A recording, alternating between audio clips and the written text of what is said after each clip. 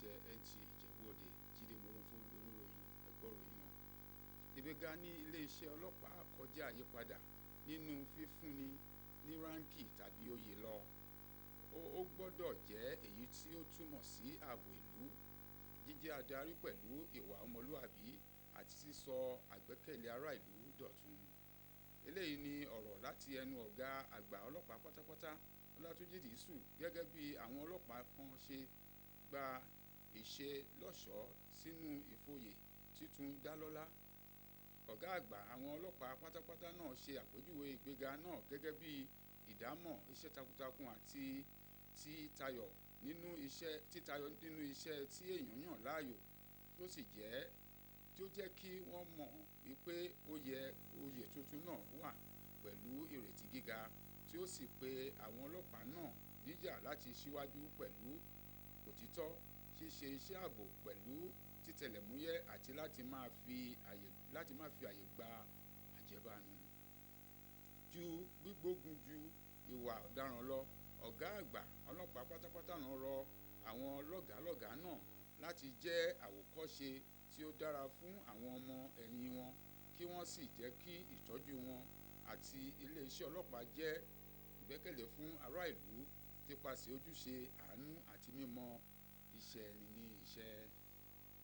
Bí ọrọ̀ ajé ṣe ń ṣe òjòjò tí ó sì ń pa ìdílé lára, fífi iṣẹ́ tí ó máa mú owó wọlé fún àwọn ìdílé tí wá jẹ́ ohun tí ó ń gbèrú. Ní ìdáhùn, ẹgbẹ́ aya àwọn ológun Nigerian Army Officers Wives Association ti ń rọ àwọn ìdílé àwọn ọmọ ológun lágbára pẹ̀lú iṣẹ́ kíkọ́ láti mú kí ọrọ̀ ajé wọn dúró ṣinṣin àti láti mú kí ìdílé kó wa wọn dúró re àti jẹ́ kí kóríyá fún àwọn ọmọ ológun lójú ogun. Aya ààrẹ Sínítọ̀ Olúrẹ̀mí Tinubu ró ẹgbẹ̀rún kan àwọn òǹtajà lágbára ní ìpínlẹ̀ Ọ̀ṣun pẹ̀lú náírà fún ẹnì kọ̀ọ̀kan wọn lábẹ́ ètò ìrètí ìgbà ọ̀tun láti fi okun fún àwọn okòwò kéékèèké àti láti mú kí ayé dẹrùn.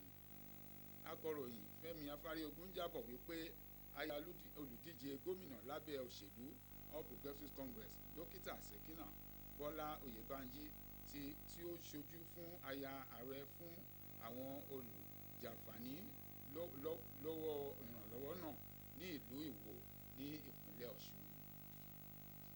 Dídúnkokò mọ́ni jẹ́ ìpèníjà ìgbóguntì ní ọ̀pọ̀lọpọ̀ ilé ẹ̀kọ́ tí ó sì jẹ́ ìpalára fún ìgboyà, ọpọlọ pípé àti ṣíṣe dáadáa nínú ẹ̀kọ́.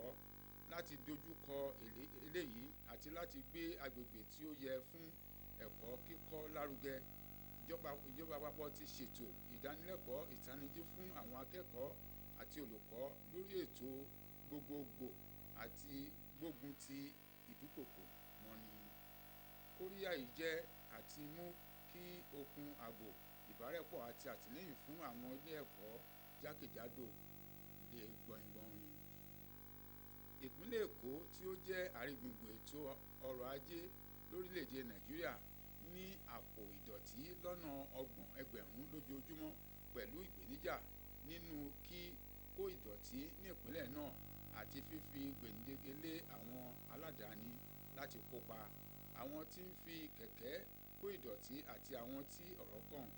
Òkìtì ọ̀gbọ́n ìdọ̀tí ti wá jẹ́ ohun tí kò bójúmu tí ìpèníjà ìṣẹ̀lẹ̀ omíyalé àgbàrá ṣọ́ọ̀bù tún jẹ́ àdìgbàdìgbà. Ẹ̀yin ará, ìpéjọ ní aláfilà wọ́n bá ìròyìn ta ní fún yín láṣẹ lẹ́nu Egbò Díọ́lá Ọlọ́láwùrábí. Ó tó dìgbà náà ká sùn lọ.